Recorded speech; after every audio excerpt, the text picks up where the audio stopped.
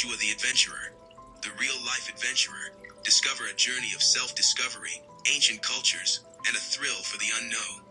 The sun was setting outside as Yeshua the Adventurer and his friends sat around the table, playing their favorite board game, Journey of the Heart. The light from the lamps flickered softly, casting shadows on the colorful game board. Mira, the swift and clever archer, moved her piece across the board. "Your turn, Yeshua," she said with a grin, handing him the dice. Yeshua smiled back, always ready for the next move.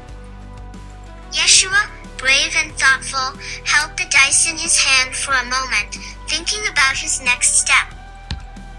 He was focused, as usual, on how to lead his team through the game.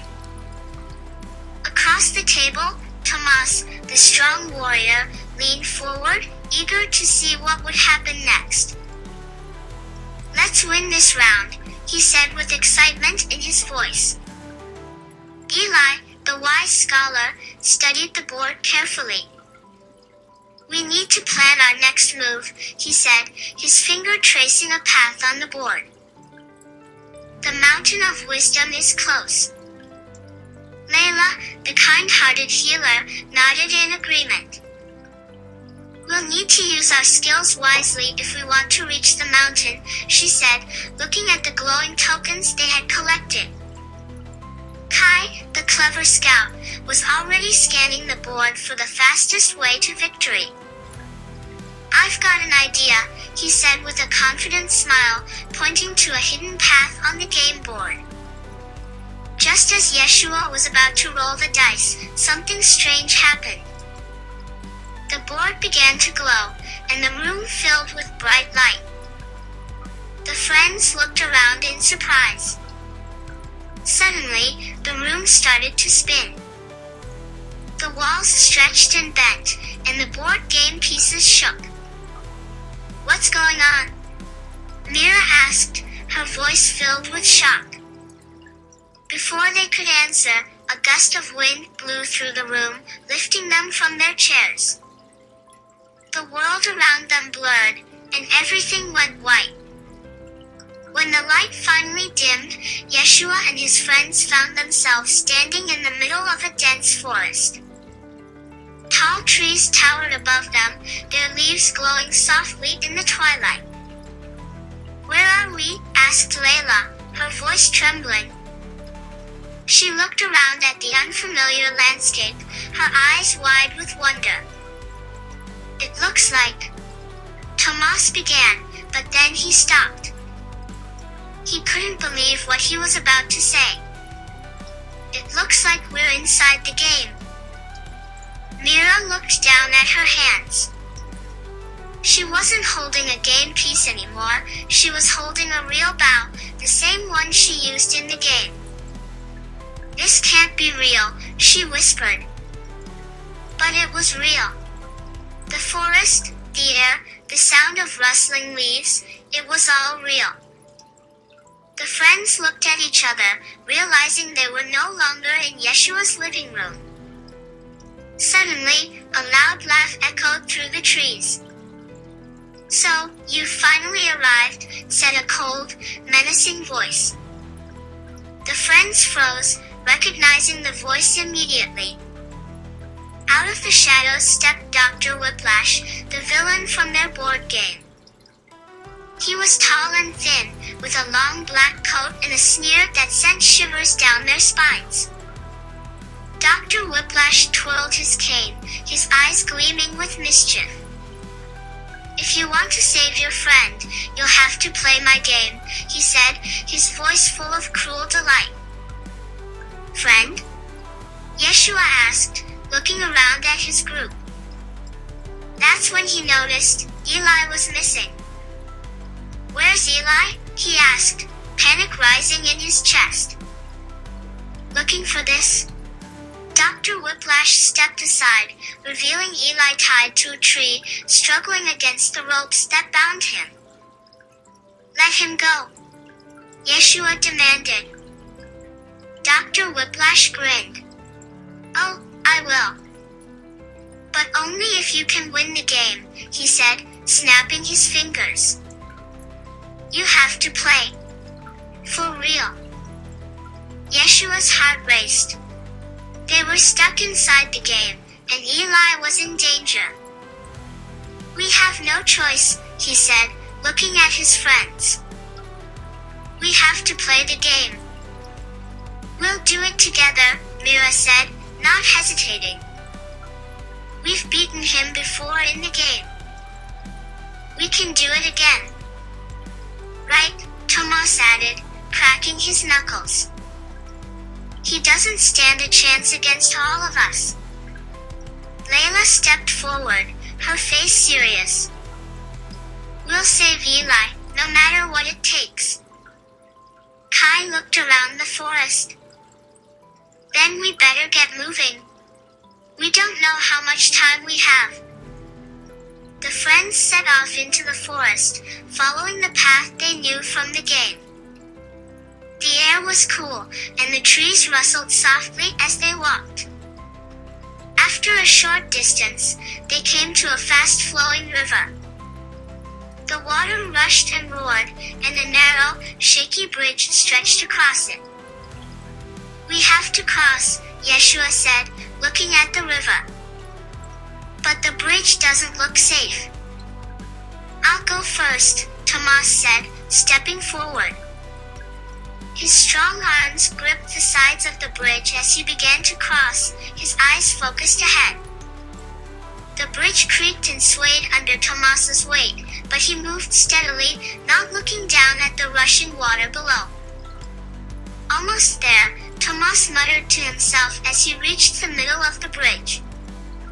The boards groaned beneath him, but he pressed on. Finally, Tomas made it to the other side. He turned and waved to his friends. It's safe enough if you take it slow, he called. One by one, the others crossed the bridge, moving carefully and holding tightly to the ropes. Their hearts raced with every step, but they made it safely across. Good job, Tomas, Yeshua said, clapping his friend on the shoulder. We couldn't have done that without you. They continued through the forest, the path winding deeper into the woods. The trees grew taller and thicker, and soon the air felt heavy with mystery. Ahead, they saw an ancient stone temple, half hidden by vines and moss. The entrance was blocked by a huge stone door, covered in strange carvings. This is a puzzle, Mira said, stepping closer to examine the carvings. We have to solve it to move forward. Mira studied the symbols carefully, tracing them with her fingers. These symbols are clues, she said softly, but I think I know how to unlock the door. Mira pressed her hand against the stone, moving the symbols into the correct order. With a loud rumble, the stone door slowly slid open. Nice work, Mira, Layla said, her eyes wide with admiration. That was amazing. Inside the temple, the air was cool and quiet. They walked carefully, their footsteps echoing off the stone walls. As they made their way deeper into the temple, they saw a figure sitting against the wall. It was a traveler, looking lost and tired. He looks like he needs help, Yeshua said, stepping closer. We can't just leave him here. Layla knelt beside the traveler. Are you okay? She asked gently. The traveler nodded but looked too weak to speak. We have to help him, Layla said. She handed the traveler some water and spoke to him in a calm, kind voice. After a few moments, the traveler smiled. Thank you, he said quietly, reaching into his cloak. He pulled out a glowing heart-shaped token. Take this, the traveler said, placing the token in Layla's hand. It will help you on your journey. Yeshua said, bowing his head. The friends left the temple, feeling stronger than before. As they exited the temple, they could see a towering mountain in the distance. The mountain of wisdom, just like in the game. We have to climb it, Kai said, pointing toward the mountain. That's where Dr. Whiplash is waiting. The friends stared at the towering mountain, its peak disappearing into the clouds. That climb won't be easy, said Tomas, narrowing his eyes at the steep, rocky path. But we have to do it, Yeshua said firmly. Eli's counting on us. We need to reach the top and face Dr. Whiplash. They began their climb, each step growing harder as the air thinned and the path grew steeper. The ground was rocky, and the wind howled around them. Mira slipped on a loose stone, but Tomas quickly grabbed her arm and steadied her. Careful, he said, helping her back to her feet. Thanks, Mira said, smiling up at him. We're going to need all the strength we have to reach the top. As they climbed higher, the temperature dropped. Icy winds whipped at their faces, but they kept moving, determined to reach the summit. Finally, after what felt like hours, they reached a flat ledge near the top of the mountain. They paused to catch their breath, looking at the narrow path that led to the peak. Suddenly, a dark shadow fell over them. Dr. Whiplash appeared at the edge of the ledge, his long black coat billowing in the wind. So, you've made it this far, he sneered. Let Eli go. Yeshua shouted, stepping forward.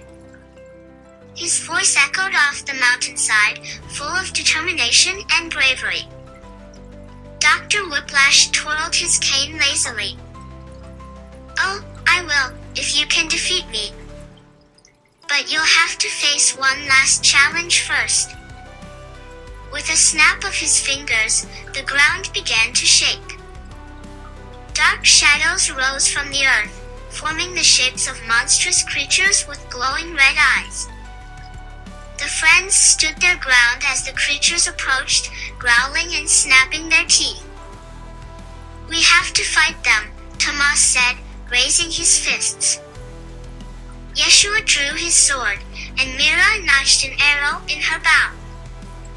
We can do this, Yeshua said, his voice calm and steady. We've trained for this in the game. Tomas charged forward, slamming into one of the shadow creatures with all his strength. The creature howled and dissolved into smoke. Myra's arrows flew through the air, striking the creatures with perfect precision.